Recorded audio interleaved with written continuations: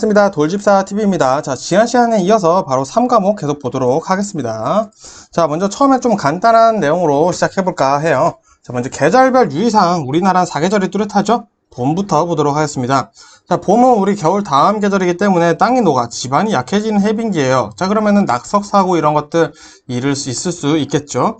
자, 사람들이 활발해져요. 그럼 사고가 또 일어날 수가 있습니다.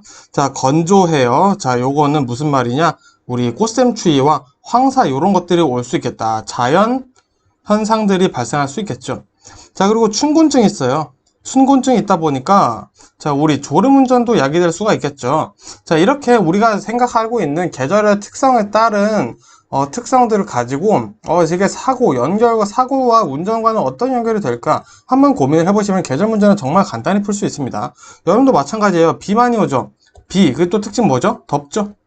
자, 그리고 우리 딱 떠오르는 단어들 많죠. 불쾌지수, 모기, 여름에는 사실 딱히 좋은 계절은 아니라고 봅니다. 그래서 불쾌지수 있다 보면은 우리 뭐라 그러죠? 그 크락천을 많이 울리는 이렇게 빵빵 하면서 불쾌지수 이런 난폭운전도 많아질 수 있겠죠. 그 난폭운전이 안 떠올라가지고 이렇게 얘기를 하네요. 그죠?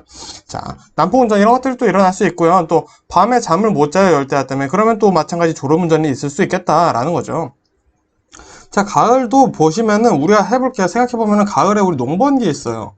자, 그리고 행락철입니다. 단풍놀이도 가고 또 운동회도 하고 이러다 보니까 경치를 보다 보니까 주의 부족 사고가 많아질 수 있겠죠. 농번기다 보니까 국도에 자, 건설기계, 농기계 이런 것들이 많아질 수 있습니다. 이런 사고가 당연히 늘 수 있겠죠. 자, 그리고 가을에는 일교차가 가장 큰 계절이라고 합니다. 그러다 보니까 안개도 가장 많다. 이렇게 보시면 되겠죠. 자, 겨울은 그냥 모든 사고가 가장 높은 계절이다. 자, 우리 또 빙판길. 자, 저도 서울에 살면서 정말 많이 고생했네요, 진짜. 저도 길에다가 차를 두고 집에 간 적이 있을 만큼 서울은 정말 고생했었습니다. 부산 내려오니까 참 좋긴 한데. 자, 어쨌든. 자, 이러한 것들, 빙판길 사고가 정말 많아지죠. 그냥 사고가 제일 많은 계절이라고 보시면 돼요. 자, 이렇게 계절별 사고는 우리 겪었던 경험을 바탕으로 풀어볼 수가 있겠습니다. 자, 중요한 건 요거죠. 각종 물리적 현상들입니다. 자, 우리 베이퍼록은 제가 앞서 말씀드린 적이 있었지만 한 번 더 보도록 할게요. 자, 우리 풋브레이크를 과도하게 사용하다 보니까 뜨거워지겠죠. 이 브레이크액이 기화하면서 브레이크가 잘 안 먹히게 되는 게 베이퍼록이었다면 페이드 현상은 마찬가지 급경사를 내려가면서 풋브레이크를 반복 사용하다 보니까 뜨거워져요. 뭐가 뜨거워진다? 라이닝과 브레이크 드럼이 뜨거워지면서 브레이크 제동력이 떨어지는 겁니다. 즉 베이퍼록이랑 페이드 현상은 엄연히 다르다는 거 구분해서 잘 외워주시고요. 수막 현상 너무 잘 아실 것 같고요. 자, 우리 모닝록 현상 먼저 말씀드리면, 자, 모닝 아침이죠. 아침이 습하죠. 건조하지는 않겠다. 그죠? 아침에 습하면은 철에 녹이 쓸어요. 자, 모닝 녹이 쓸었다. 그래서 보시면 습도나 오랜 방치로 인해 브레이크 드럼에 녹이 쓸었어요. 자, 이런 경우 어떻게 해결하냐? 그냥 살짝 서행하면서 브레이크 밟아주면 다 닦입니다. 자, 모닝록 이렇게 외워주시면 되고요. 수막 현상은 우리가 빗길에서 타이어가 분리되는 현상이라고 보면 되겠습니다. 이거는 타이어 트레드 홈이 굉장히 좁기 때문에 많이 발생할 수도 있고 빠르면 발생할 수 있겠죠. 자, 이런 경우 타이어를 교체해주거나 서행을 해서 예방하면 되겠죠. 자, 그리고 정지거리, 정지시간 한번 개념 잡아보도록 하겠습니다. 자, 요거는 거의 시험 한 10번 중에 9번은 나오는 내용이더라고요. 자, 먼저 공주 제동 정지 보도록 하겠습니다. 자, 공주거리는 뭐냐? 앞에 장애물이 있어요. 장애물. 자, 이 장애물을 보고 시작을 합니다. 자, 이 장애물이 있어. 브레이크를 밟겠다는 운전자의 지각 순간부터 브레이크를 작동하는 순간까지를 얘기를 합니다. 자, 그 순간까지 자동차가 진행한 거리가 있겠죠? 그 거리를 공주 거리를 하고요. 내가 브레이크를 밟을 때까지 걸린 시간을 공주 시간이라고 합니다. 그래서 우리 이걸 인지라고 한번 얘기를 해볼게요. 자, 그럼 제동은 뭐냐? 자, 브레이크를 밟았어요. 이제 작동이 했습니다. 자, 브레이크 작동했다고 해서 차가 바로 멈춘 건 아니죠. 서서히 멈춥니다. 자, 그래서 완전 정지, 차가 더 이상 움직이지 않는 완전 정지를 한 상태까지 걸린 시간을 제동 시간, 그만큼 주행한 거리를 제동 거리라고 하는 거죠. 자, 그래서 요 밑에 보시면은, 자, 내가 장애물 보고 인지했어요. 공주죠. 자, 여기까지 공주입니다. 자, 그럼 작동한 순간부터는 뭐다? 제동이다. 그래서 정지까지 하겠죠. 자, 그럼 요 공주랑 제동 거리를 다 합치면 결국에는 뭐다? 정지 거리가 되는 거고요. 자, 걸린 시간, 내가 장애물을 보고 인지를 해서 브레이크를 밟아서 차가 완전히 멈춘 순간까지 걸린 시간을 정지 시간이다 라고 얘기를 한다라는 개념 잘 잡아두시면 되겠습니다.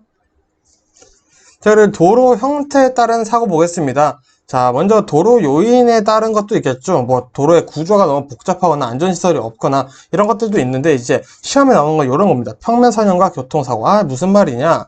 자, 곡선 반경. 우리 커브가 반경이 100m 이내, 급인가 급커브인 겁니다. 쉽게 말해서 급커브면 사고율이 당연히 높겠죠. 자, 하지만 급커브, 곡선부가 이렇게 많다고 해서 막 사고가 높은 건 아닙니다. 이 곡선부가 심지어는 오르막, 내리막으로 되어 있는 아주 질 안 좋은 도로도 있는 경우도 있죠. 자, 그런 경우 사고율이 당연히 높아지겠죠. 그럼 종단 선형과 교통사고는 뭐냐? 자, 이 종단, 우리 세로라고 보면 되겠죠. 오르막과 내리막의 이 경사, 쉽게 말해서 그냥 경사인데 굳이 시험 문제에서 이렇게 어렵게 얘기를 합니다. 어쨌든 이 경사가 커질수록 사고율이 높아진다가 뭐다? 종단 선형과 교통사고다. 종단 경사가 커질수록 사고율이 높아진다 라고 보시면 되겠죠. 자, 횡단은 가로죠. 자, 그러면 우리 자동차가 이렇게 차선이 굉장히 많아요. 차선이 많다고 해서 사고가 많이 주냐? 그렇지는 않다. 자, 차로수가 많으면 사고가 많아진다라는 통계가 있습니다. 하지만 이것도 뭐 명확하지는 않다고 합니다. 시험에는 뭐 안 나오겠지만 이제 우리 넓이, 이 횡단에 대한 개념을 잡아보자고 하는 거예요. 자, 그리고 기럽개가 넓어지면, 기럽개가 뭐죠? 기럽개 갓길이죠. 갓길이라는 것만 알아도 상당히 기럽개에 대한 내용은 우리가 쉽게 이해할 수 있습니다. 자, 기럽개가 넓으면 차량의 이동 공간이 넓어지고 시야가 넓어질 수밖에 없죠. 그럼 내가 운전하면서도 안정감을 느낄 수 있다는 겁니다. 자, 그리고 차로 폭이 넓을수록 교통사고 예방에 당연히 효과적이겠죠. 그래서 교통사고 많은 곳에서는 어떻게 한다?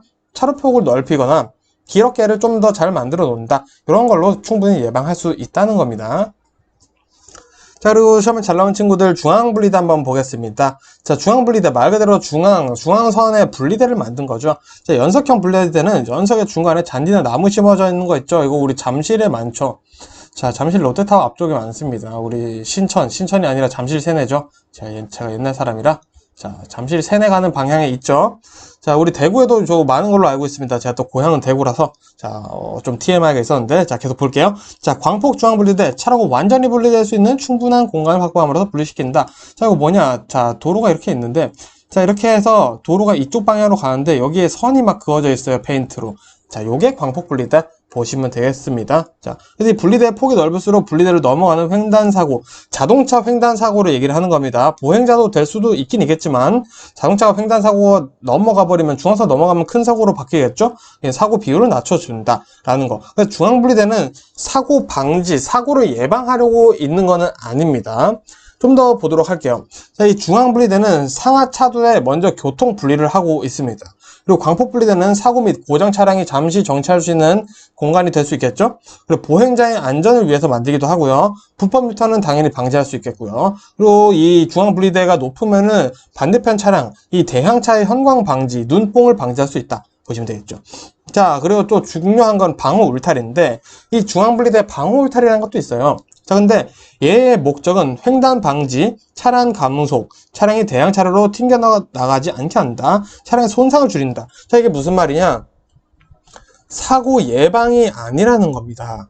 자, 사고 예방이 아니라, 자, 차량을 감속시키면은, 그 다음에는 결국에는 사고가 난다는 거예요. 결국엔 사고는 난다.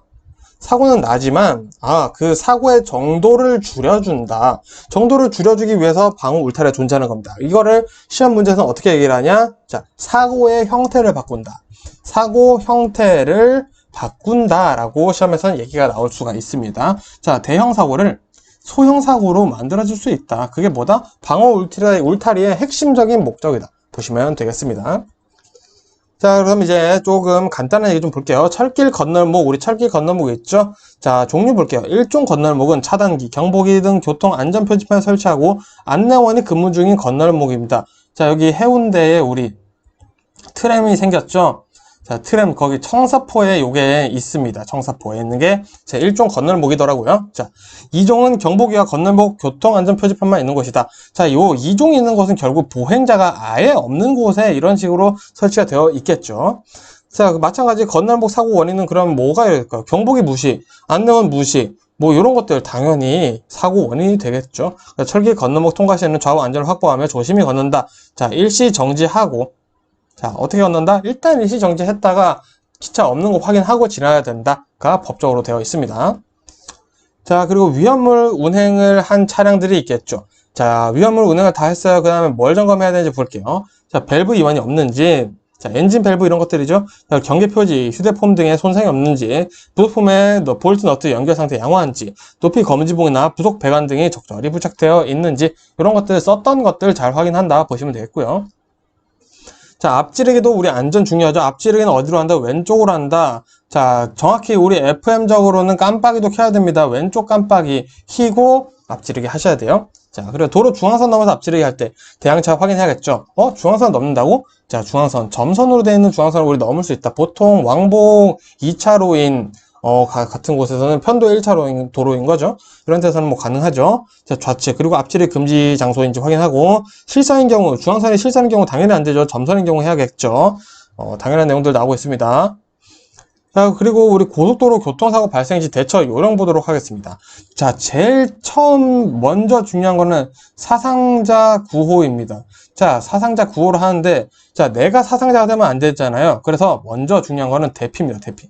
일단 내가 대피를 해요. 그 다음에 2차 사고 방지 안에 이제 사상자 구호 내용이 들어 있습니다. 자, 사상자 구호를 먼저 하고, 자, 이 차가 도로에 서 있다면은 다른 차가 내 차를 박지 않는 이런 2차 사고를 방지를 해줘야겠죠. 그래서 안전삼각대, 갓길로 차량 이동. 자, 차량 안에 있지 않고 안전한 장소, 뭐 갓길 너머나 이런 데 대피를 해야 된다라고 되어 있다는 거 상당히 중요합니다. 즉, 마지막에 뭐 한다? 이런 거 다 하고, 나 대피하고, 사상자 구호하고, 2차 사고 방지하고, 그 다음에 신고를 하는 것이다. 그래서 우리 순서고로는 문제 나왔을 때 신고 먼저 하는 건 아니라는 거 꼭 알아두세요. 자, 그리고 우리 터널 내 화재가 났어요. 어떻게 해야 할까요? 자, 차량과 함께 터널 밖으로 대피. 자, 요거는 틀린 내용입니다. 자, 물론 대피할 수 있는 상황이라면 대피를 해야겠습니다만, 자, 내가 터널이 있는데 내 앞쪽이 불이 났어요. 지나갈 수가 없어요. 그러면 후진해야겠죠? 이렇게 생각하면 안 됩니다. 후진하지 않고 이런 경우에는 차량 키를 꽂아놓고 그대로 도망가는 겁니다. 그리고 119 소방대원분들이 처리를 할 수 있게 해놔야 돼요. 자, 그리고 대피 불가하다. 최대한 갓길로 정차해놓고 구급차나 응급차가 들어올 수 있게, 구급차, 응급차 똑같은 얘기네요. 자, 구급차나 119 이제 소방차 들어올 수 있게 해주고 키는 꽂아놔야 된다는 거죠. 필요할 때는 소방대원분들이 치우실 수 있게 꽂아놓고 걷뛰어서 갑니다. 차를 타고 도망가라는 내용은 거의 없습니다. 자, 그리고 비상벨 등으로 화재를 알리고요. 조기 진화 어려운 경우 터널 외부로 대피한다. 보시면 되겠습니다.